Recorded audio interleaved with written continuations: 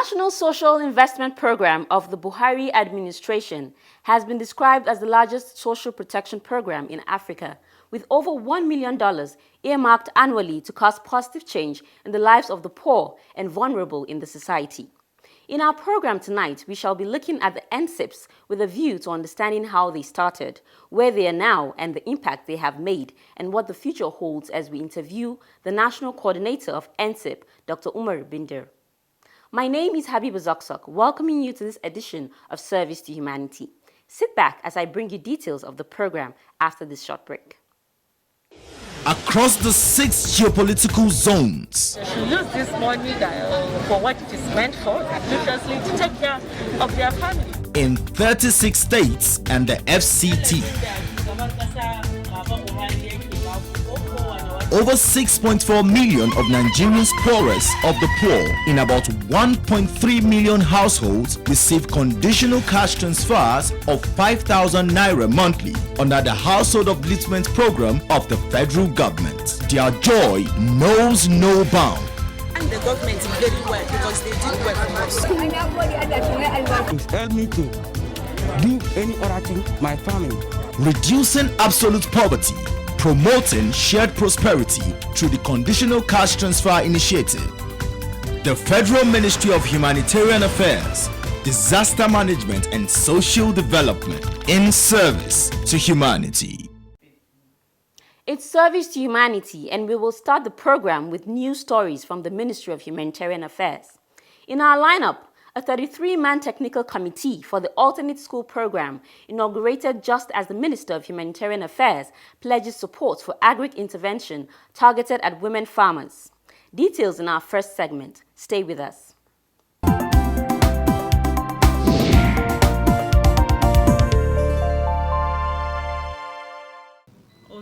The Minister of Humanitarian Affairs, Disaster Management and Social Development, Sadia Umar Farouk, has charged members of the recently inaugurated Technical Working Group of the Alternate School Program to work assiduously for the successful implementation of the program.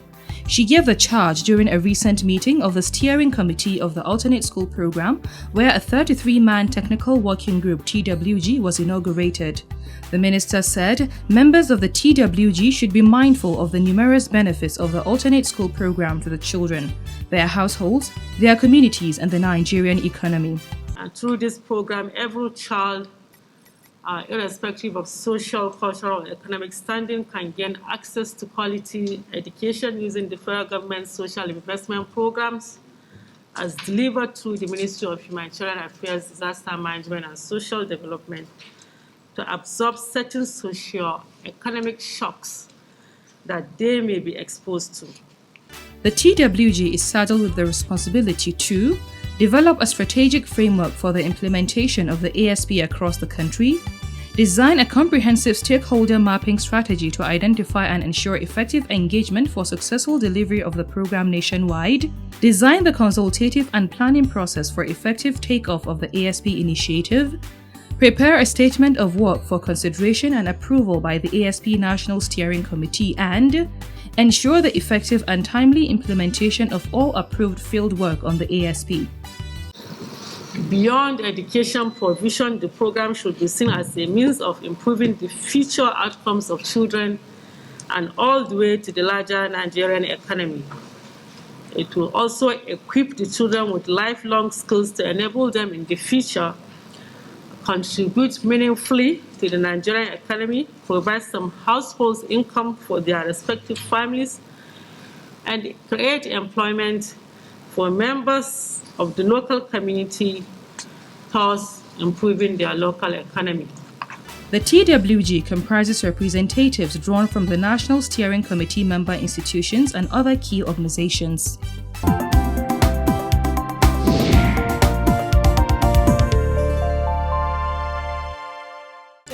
The Minister of Humanitarian Affairs, Disaster Management and Social Development has promised to support the Federal Ministry of Agriculture and Rural Development in its recent initiative of empowering smallholder women farmers and processors whose activities have been negatively impacted by COVID-19. She made the pledge during the rollout of the intervention to 7,500 women farmers and processors in Abuja recently. And interventions in not just containment of the disease, but also in providing support in many ways to directly or indirectly affected persons. Therefore, farmers have been hit very seriously in this regard. In addition to the effects of restricted movements, closure of markets, reduced livelihoods of people, which also reduced marketing outlets, the unavailability and price hike of inputs on farmers has really taken its toll. It is in recognition of this that my other brother, Honorable Minister of Agriculture and Rural Development and the Honorable Minister of State, answered to the directive of Mr. President to mount a nationwide palliative program to support our poor and vulnerable farmers, especially our women. I congratulate the Honorable Minister.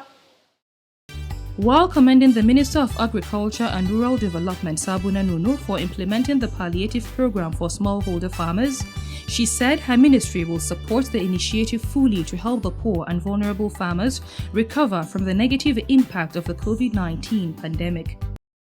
The Agri Ministry rolled out value kits comprising planting materials, growth enhancers, and agrochemicals to boost the yield of yam, potatoes, cowpeas, rice, maize, and other crops. The Minister of the FCT and that of Women Affairs were present at the event. The rural women have suffered enough, they've paid their dues, and today history is being made. I sincerely thank Mr. President, I thank the Honorable Minister and all the ministers that have taken time to be here. This shows your commitment to gender issues, and by the grace of God, Nigerian women will not fail you.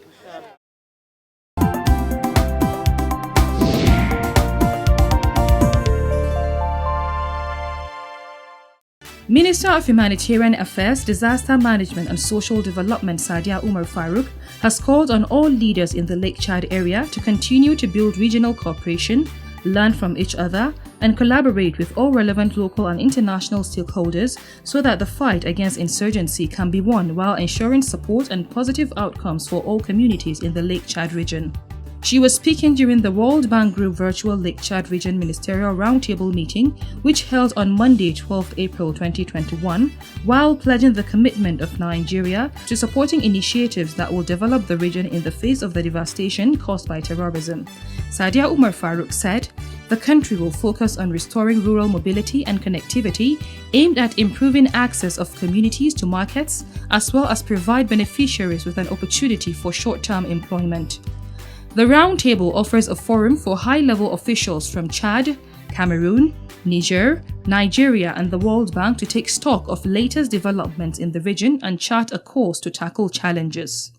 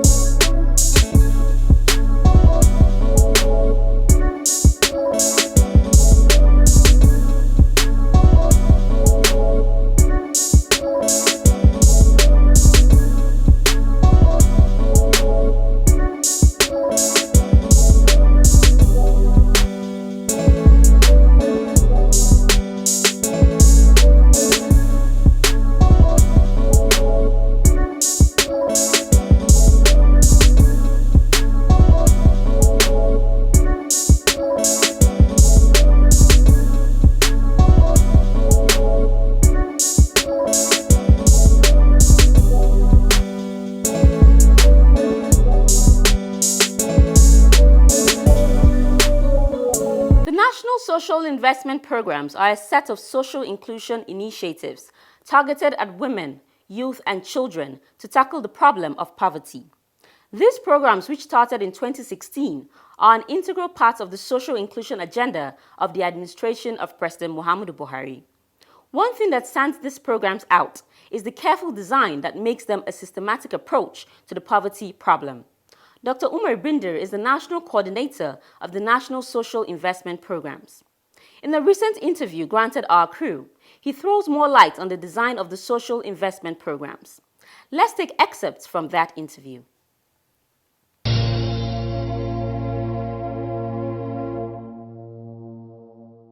One of the targets of the Buhari administration is to tackle the problem of poverty by investing in skill building, employment generation, wealth creation and credit delivery. The administration set the target of lifting 100 million Nigerians out of poverty in 10 years. In order to achieve this goal, the government in 2016 introduced the National Social Investment Program (NSIPS). It's an indication that Dr. Umar Binder is the National Coordinator for the National Social Investment Programs. Social Investment Program as a flagship to cater for youth development, job creation, wealth creation, supporting children appropriately, and also supporting very poor and vulnerable people. And therefore, when it was approved in 2016, it was housed under the Office of the Vice President, and it was implemented with 4 flagships. The 4 clusters of the National Social Investment Programs are the Empower, the Growth Enterprise and Empowerment Program (JEEP), the National Homegrown School Feeding Program, and the Conditional Cash Transfer. Because it targets young people within the ages of 18 and 35, the Empower is quite popular because of its broad objectives. Targeted at that time nearly 1 million young people. You know, there is graduate component, there is non-graduate component from tertiary institutions, but the whole agenda of that cluster is to generate the momentum, to give young people a short spell over 1-2 years. They are paid some stipend, but they are also building their skills to do with employability. Dr. Binder explains the objective of the other 3 programs under the National Social Investment Program. The Government Enterprise and Empowerment Program, JEEP, and that JEEP also aligned to the Empower building capacity is the credit delivery component of the National Social Investment Program.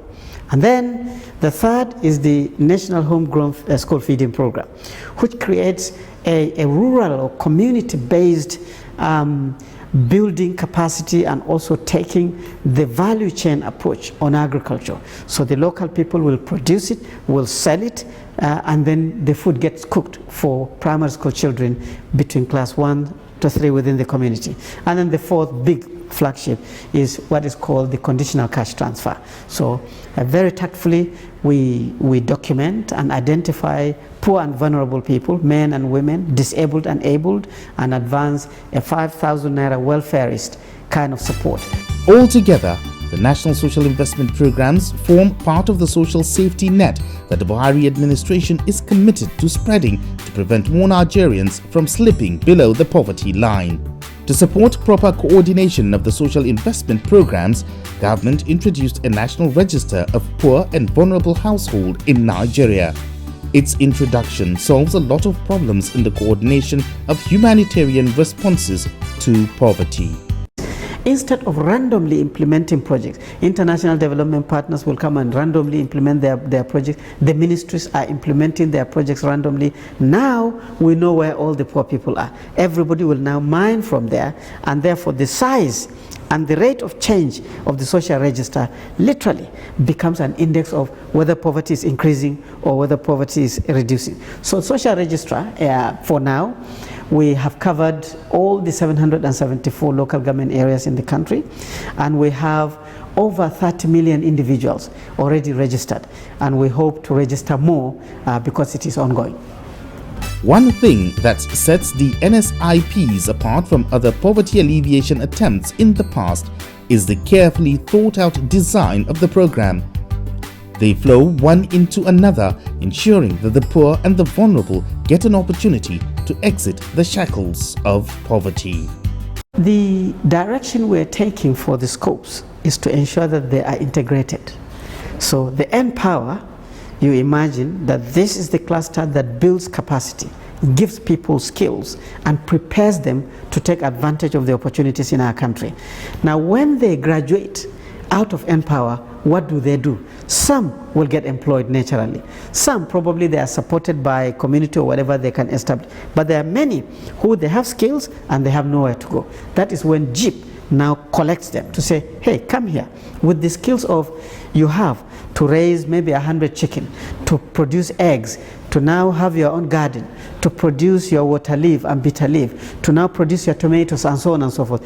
Come and take these limited resources, interest-free loans, so that you can be able to actualize that. In that process, the young man will employ himself, and maybe he will employ one or two more people, and he will be buying the inputs from the community. So wealth is being circulated, you know what I mean? So by the time these chicken producers and egg producers and goat fatteners and so on matures, then the third cluster, which is the school feeding program, is ready to offtake these eggs and feed it to children, offtake the bitter leaf and cook it to children, offtake the milk and prepare it for the children. So the homegrown feeding program is well supported to evacuate all the production from the community. So the farmers are now getting better farmers. Before there was subsistence, now they are commercial. Then you have cooks who are normal, ordinary people within the village. Before, they just have the skills for cooking. Now, every day they are cooking for children, and they are getting money. And entrepreneurship is getting into their head. They are having bank accounts, they are saving, and so on and so forth. So it is only when you cannot be totally captured by these three clusters, the conditional cash transfer will catch you. The conditional cash transfer, far from being the last rung of the ladder in terms of reaching the poor and vulnerable in Nigeria, has made very great impact in transforming the lives of the beneficiaries, mostly women, giving them hope for a better tomorrow. Examples where a woman who had nothing was not getting anything. From the 5,000, she started using 1,000 to fry akara.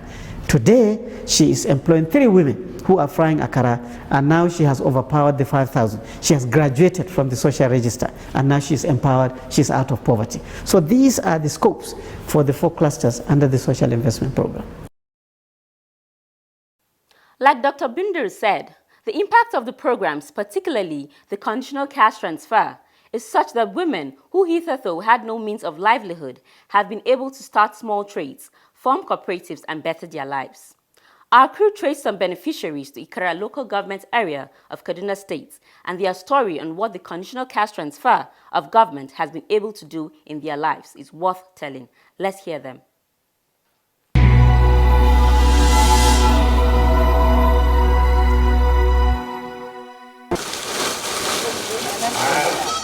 Amina Rufai is a conditional cash transfer beneficiary from Ikara local government area of Kaduna State. She speaks on life before and after the intervention from the federal government. I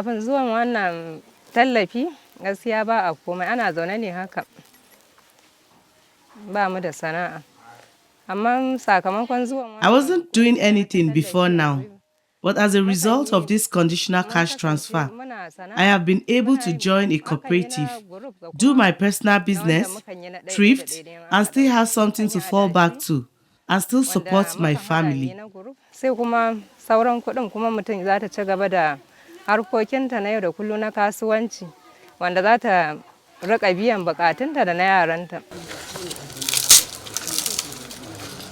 She and 16 other beneficiaries came together to start a group, Nagarita Cooperative Society. They buy rice, paddy, and process for sale. Amina explains. As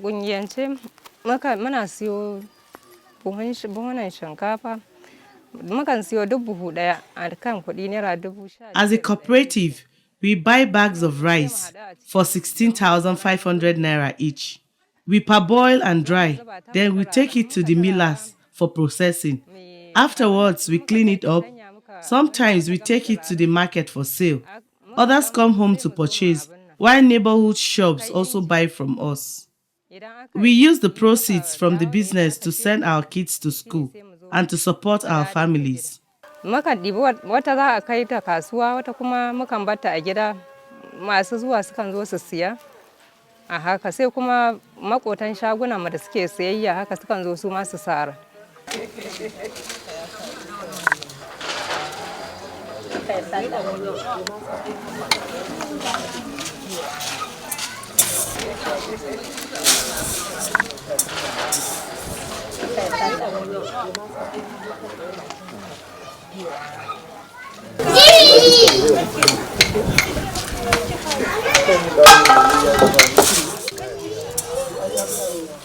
With the proceeds from their trade collectively and the petty trading they do from their various homes, they have been able to do more for themselves as women and for their families. Life for them is better. We use the proceeds from the business to send our kids to school and to support our families.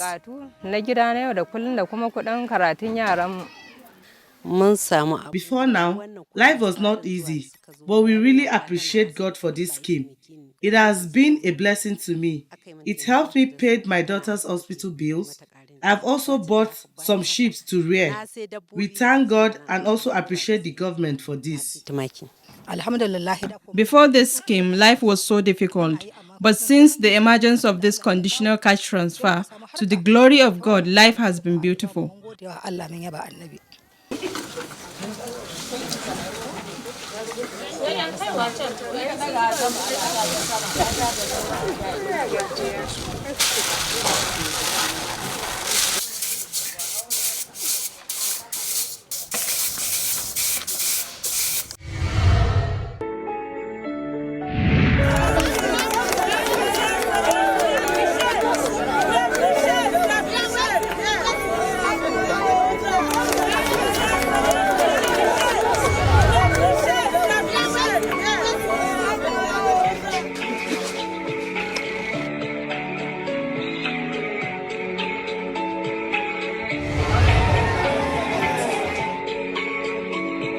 We are appreciating the minister.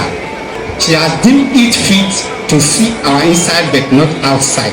Out of disability there is ability, out of ability there is creativity.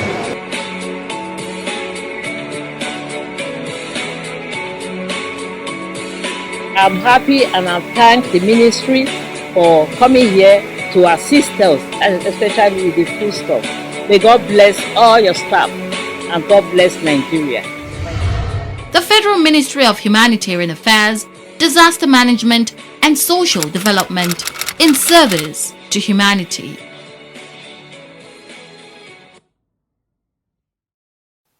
It is said that when you empower a woman, you are empowering a nation.